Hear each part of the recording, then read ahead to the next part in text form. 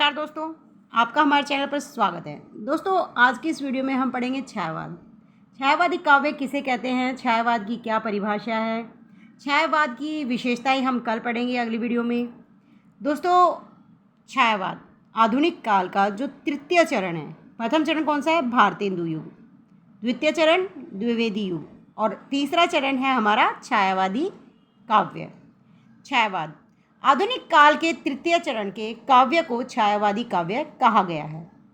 मोटे तौर पर छायावाद की जो समय सीमा है वह सन 1920 ईस्वी से 1936 ईस्वी तक मानी गई है, किंतु कतिपय विद्वान इसे 1918 ईस्वी से 1938 ईस्वी तक स्वीकार करते हैं। अगर मोटे तौर पर देखें तो जो हमारे छायावादी युग की समय सीमा है वो 1920 ईस्वी से 1936 ईस्वी है, और कतिपय कुछ विद्वान हैं जो इसकी समय सीमा 1918 ईस्वी से 1938 ईस्वी तक स्वीकार करते हैं। दोस्तों, आगे बढ़ने से पहले चैनल को सब्सक्राइब कर लीजिए, साथ में बेल आइकन प्रेस कर लीजिए ताकि अगली वीडियो का नोटिफिकेशन आप तक पहुंच सके। आपका सब्सक्राइब करना हमें मोटिवेट करता है आपके लिए और अच्छी वीडियोस बनाने के लिए। देखिए, यद्यपि इस कालखंड में केवल छायावादी रचनाएं ही नहीं लिखी गई, अपितु राष्ट्रीय सांस्कृतिक धारा से जुड़ा हुआ काव्य भी इसी काल में लिखा गया। इस काल में केवल छायावादी कविताएं नहीं लिखी गई, राष्ट्रीय संस्कृति से संबंधित काव्य भी लिखा गया। परंतु इसे छायावादी युग क्यों कहा गया? क्योंकि इसमें छायावादी काव्य की जो रचनाएं थी वो ज़्यादा थी। देखिए, सांस्कृतिक काव्य धारा से जुड़ा हुआ काव्य भी इसी काल में लिखा गया। माखनलाल चतुर्वेदी, बालकृष्ण शर्मा नवीन, राम नरेश त्रिपाठी की कविताओं में राष्ट्रीयता का स्वर प्रमुख है। याद रखिए, राष्ट्रीयता का स्वर किसमें प्रमुख है? माखनलाल चतुर्वेदी की कविताओं में, बालकृष्ण नवीन की, राम नरेश त्रिपाठी की कविताओं में। इसी प्रकार बच्चन कौन? हरिवंश राय बच्चन, नरेंद्र शर्मा, रामेश्वर शुक्ल अंचल जैसे गीतकारों ने प्रणय की लौकिक एवं मार्शल अभिव्यक्ति इसी काल में की। बच्चन की हालावादी रचनाएं भी इसी के अंतर्गत हैं। प्रसाद, पंत, निराला और महादेवी की रचनाएं छायावादी विशेषताओं से युक्त हैं और परिमाण की दृष्टि से भी पर्याप्त हैं। अब ये जो परिमाण की दृष्टि से पर्याप्त होने की वजह से जो छायावादी कविताएं ज़्यादा हैं, तो अतः इस छायावाद को इस काल की प्रधान प्रवृत्ति स्वीकार करते हुए इस काल का नामकरण जो है वो छायावाद करना समीचीन प्रतीत होता है। छायावादी काव्य का जो जन्म है वो द्विवेदी युगीन जो काव्य है उसकी प्रतिक्रिया स्वरूप हुआ, क्योंकि द्विवेदी युगीन कविता विषयनिष्ठ, वर्णन प्रधान और स्थूल थी। कैसी थी द्विवेदी युगीन कविता? विषयनिष्ठ, वर्णन प्रधान और स्थूल थी।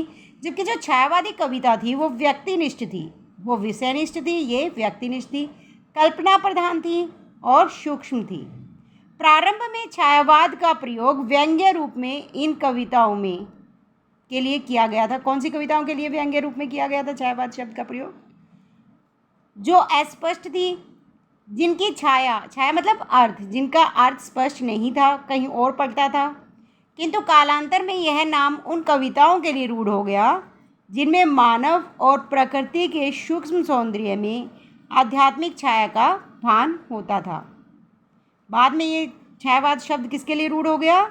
जिसमें मानव और प्रकृति का सूक्ष्म सौंदर्य, आध्यात्मिक छाया जिसमें देखी जा सकती थी सूक्ष्म सौंदर्य में, और वेदना की रहस्यमयी अनुभूति की लाक्षणिक एवं प्रतीकात्मक शैली में अभिव्यंजना भी की जाती थी। छायावादी काव्य में वेदना मतलब जो दुख होता था, वेदना होती थी, उसकी रहस्यमयी अनुभूति की लाक्षणिक एवं प्रतीकात्मक शैली में अभिव्यंजना की जाती थी। छायावाद की प्रमुख परिभाषाएं देखिए, महादेवी वर्मा ने छायावाद के बारे में क्या कहा है? छायावाद तत्वतः प्रकृति के बीच जीवन का उद्गीत है, उसका स्थूल दर्शन सर्वात्मवाद है। ये परिभाषा छायावाद महादेवी वर्मा की है छायावाद की।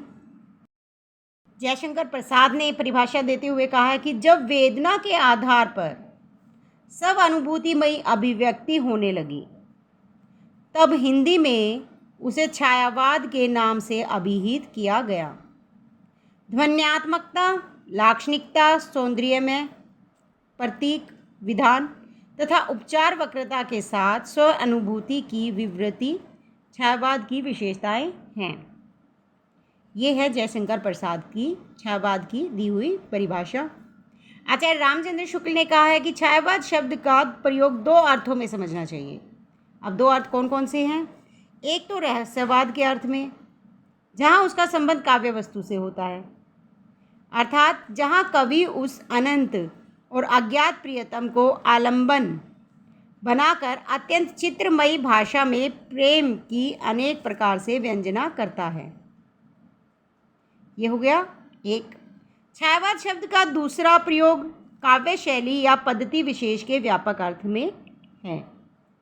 अब शुक्ल जी ने छायावाद के दो प्रयोग बताए हैं, एक रहस्यवाद के, दूसरा प्रयोग काव्य शैली या पद्धति विशेष के व्यापक अर्थ में।